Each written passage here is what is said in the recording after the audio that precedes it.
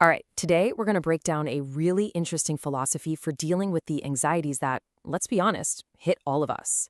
It's an idea from an ancient text, but it's incredibly relevant. And it all boils down to one simple concept.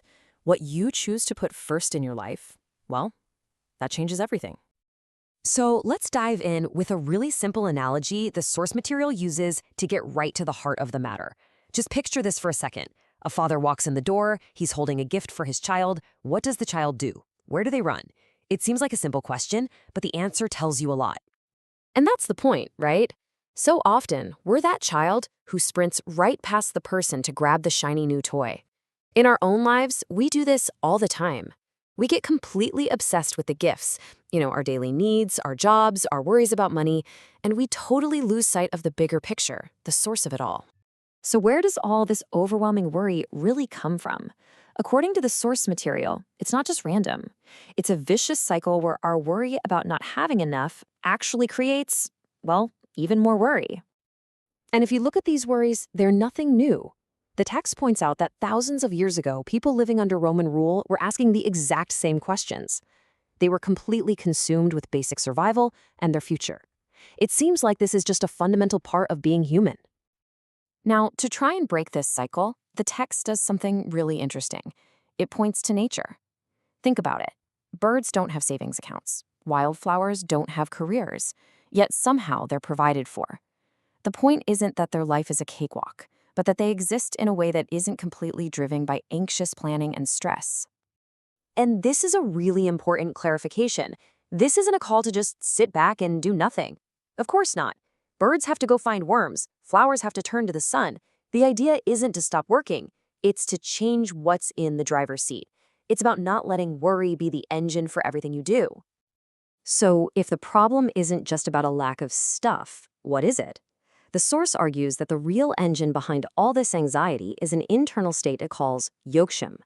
It's a Korean word, and it basically means greed, or this endless, selfish desire for more.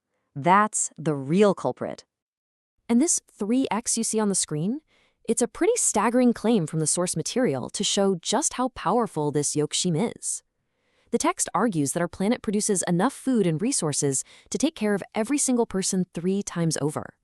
So the scarcity, the anxiety, it's not from a lack of resources. It's from this drive to hoard and accumulate way more than we could ever need. To really underscore how serious this is, the source pulls this quote.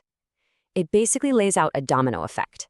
This selfish desire, this greed, sets off a chain reaction that ultimately leads to what it calls death. But, and this is the critical part, we need to be really clear about what death means here. It's not just talking about your heart stopping. It's a metaphor for a way of life, a life lived completely for yourself, totally disconnected from any higher purpose. And the text argues that that kind of life, well, it's its own form of death. Okay, so that's the diagnosis of the problem. Pretty heavy stuff. So let's shift gears and look at the solution presented in the text, because it proposes a completely different way of living. The entire philosophy, the whole solution, is packed into this one powerful sentence. It's a call for a radical flip of our priorities. Instead of chasing after all these things first, it says, nope, seek something else first. Seek a kingdom. So what on earth is this kingdom? The source is very clear. It's not some physical place you go to when you die. It's a reality for right here, right now. It's a way of living where you make a conscious choice to let a set of higher principles, what the text calls God's will, be the ruler of your heart and your actions. Okay, but how do you actually do that? Well, the source lays out a pretty practical roadmap. First, you change your focus away from yourself. Then, you actively start thinking about what's right and how you can actually care for other people. But here's the most important step. You have to move it from just a thought in your head into real, actual action.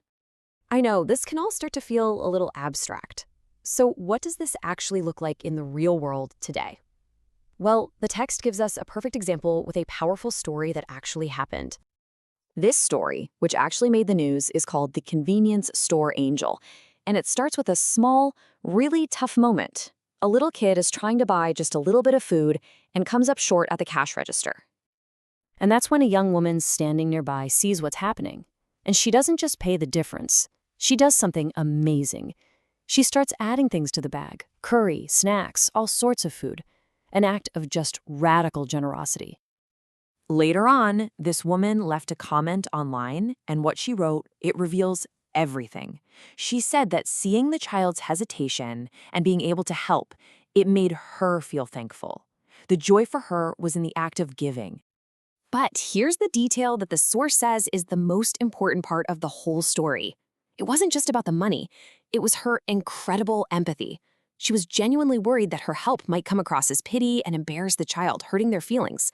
Her priority was the child's dignity, not her own desire to feel like a hero. All right, so let's tie all of this together. What is the big takeaway here? What does all of this mean for how we can actually live our lives today? You've basically got these two completely different ways of living laid out here. On one side, you have the life of worry and greed, driven by that yokshim.